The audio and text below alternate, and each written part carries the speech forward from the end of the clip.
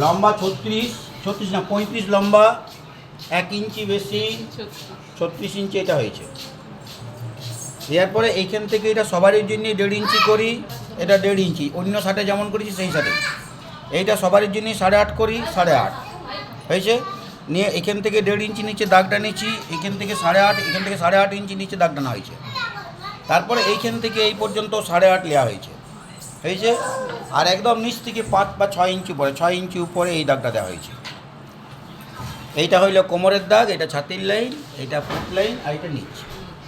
এবার দেখবেন আমি প্রথম থেকে শেষ অবধি এইটা প্লেটের জন্য পিছনে এবং সামনে প্লেট হবে। এটা সুচিত্রা সেন, উত্তম কুমারের যুগে যে শার্টটা ব্যবহার করা হতো সেই শার্ট। এখানে 2 সাইডে পকেট হয়, 4 পকেট শার্ট বলে, কামিজ শার্টও বলা হয়। এইটা যেমন 1.5, এইটাও 1.5, এইটাও 1.5, নিচ পর্যন্ত 1.5 ছাড়ি দিলাম। এইটা প্লেটের জন্য, সামনে এবং পিছনে দুদিকেই প্লেট হবে।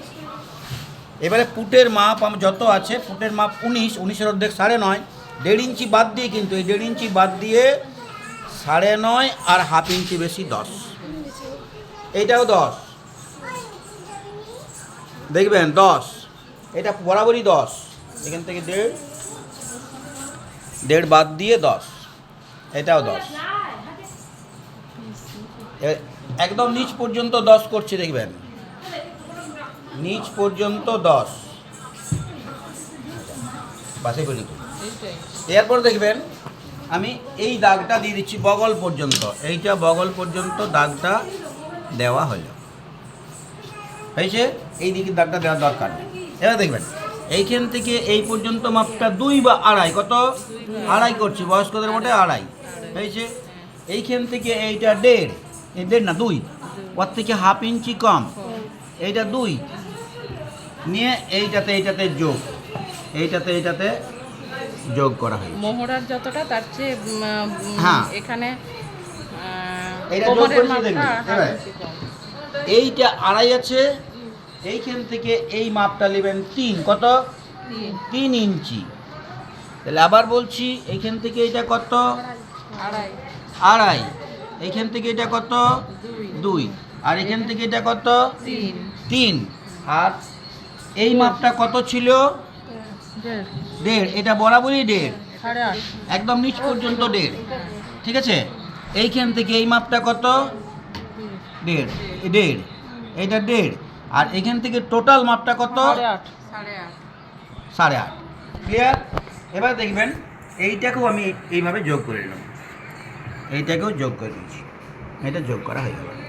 নিয়ে পরে এই জায়গাটা দেখবেন এইখান থেকে আস্তে করে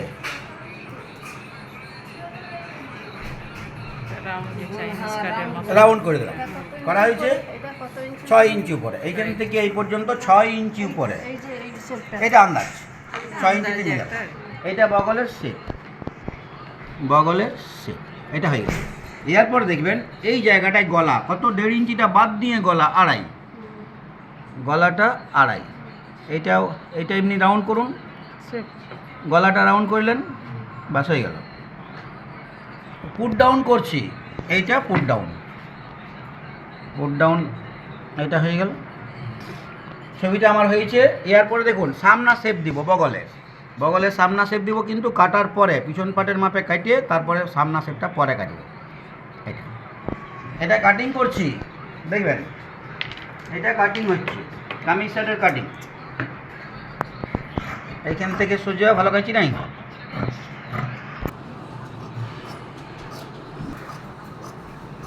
পিছনের মাপটাতে প্রথমে কাটবো, কাটার পরে সামনের পাটটা আলাদা করে বাইর করে নিয়ে সামনের বুকটা চেরা হবে, বুকে বোতাম হয়তো, আর সামনে বগল শেষ হবে, এটা কাটা হবে। এরপর দেখবেন এইটার মধ্যে আপনার পকেটটা এইখান থেকে বসবে, সাইডে যে পকেটটা হয় সেটা এইখান থেকে বসবে। এইখান থেকে পকেট এতটা পর্যন্ত মনে করুন 6 ইঞ্চি পকেটের মুখ হবে, এই দেখাবেন পকেটের মুখ 6 বা 6.5 ইঞ্চি পকেটের মুখ হবে। তারপরে এইটুকুটা বন্ধ থাকবে, 1.5 ইঞ্চি বন্ধ থাকবে, তারপরে নিচটা গোটাই খোলা হবে। এইটা হচ্ছে 1.5 ইঞ্চি বন্ধ, তারপরে নিচ দিকটা এটা খোলা। এইখানে আমি চিহ্ন দিলাম, এখান থেকে চিহ্ন দেওয়ার এইটা গোল সেলাই করে নিতে প্রথমে। এর পরে এইটাকে আমি বাইর করে দিচ্ছি, একটাকে বাইর করে দিলাম, একটাকে বাইর করব, এইটাকে বাইর করে বাইর করা হয়েছে। নিয়ে পরে এইটা সামনা পাটটা করছে, এইটা সামনের পাটটা হ্যাঁ ওইটা পিছনের পাট হয়ে গেল, পিছনের পাট হয়েছে। পিছনে বগলে শেপ দেবেন, এই জায়গাটায় শেপ। প্রথমে শেপটা দিলেন এইখানে,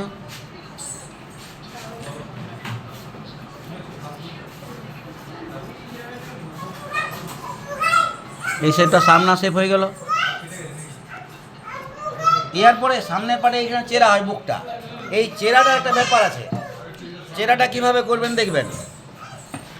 এই বটাম পটির জন্য কত রাখি, 1.5 ইঞ্চি রাখি কি না, তারপর বাকিটা মুড়ি দিই, তো 1.5 ইঞ্চির মতন রাখলাম, রেখেছি একটু কমেই, এটা রেখেছি। নিয়ে এই যে দাগটা আমি দিচ্ছি, এই দাগটা চিরব। কতটা চিরব, এই চেরাটা হয় এইখান থেকে 14.5, 14.5 আছে, 14.5 দিয়েছি, 14.5 চেরা।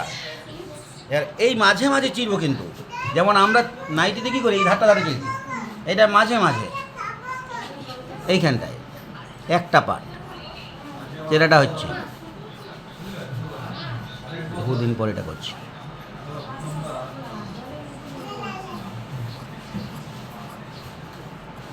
বাস হয়ে গেল, যেটা হয়েছে 14.5 আছে।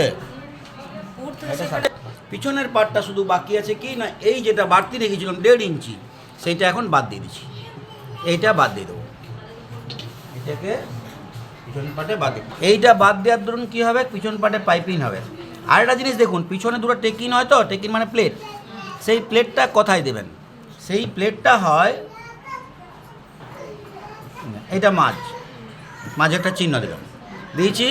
এবার দেখুন এইখানে বগলের সেলাই হবে, হবে কি না, এইখান থেকে এইটা যেটা রইল তার মিডিল পজিশন থেকে 1/2 ইঞ্চি আমার দিকে, দেখুন এইখান থেকে এটা কত আছে, 11 আছে, 11-র মাঝ কত, 5.5 আছে কি না, 5.5 ইঞ্চি।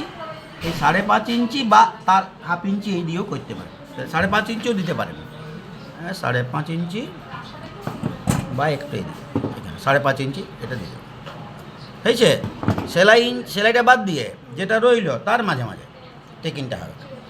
টেকিংটা দেওয়ার সময় কেমন করে দেবেন পরে দেখাবো। সামনের পার্ট এবং পিছন পার্ট যেমন আমরা অন্যান্য জামাতে করি, শার্টে যেমন, ছেলেদের শার্টে যেমন করেছি, একই রকম এই চওড়াটা, টোটাল চওড়াটা হচ্ছে 5.5। কেন 5.5 না, 1.5 ইঞ্চি বাদ দিয়েছি, তার 3 গুণ থেকে 1 ইঞ্চি বেশি, 3 1.5 4.5, 5.5 ইঞ্চি চওড়া টোটাল চওড়া। তার মধ্যেই এইটা 1.5 ইঞ্চি, এটা 1.5 ইঞ্চি নিয়ে সোজা দাগটা নিয়েছি। টানার পরে কী করেছি না, এইখান থেকে এটা গলা করেছি, এই গলাটা আড়াই, এই গলাটা আড়াই হয়েছে, এটা তো 1.5 বটে, এটা 1.5 হয়েছে। নিয়ে এইখান থেকে এই পর্যন্ত মাপটা হয়েছে ফুটের অর্ধেক থেকে 1/2 ইঞ্চি বেশি, ফুট আছে 19-এর অর্ধেক 9.5, 1/2 ইঞ্চি বেশি 10। ক্লিয়ার? এবার এটা কাটিং করছি, এটাকে কাটিং করে নিচ্ছি।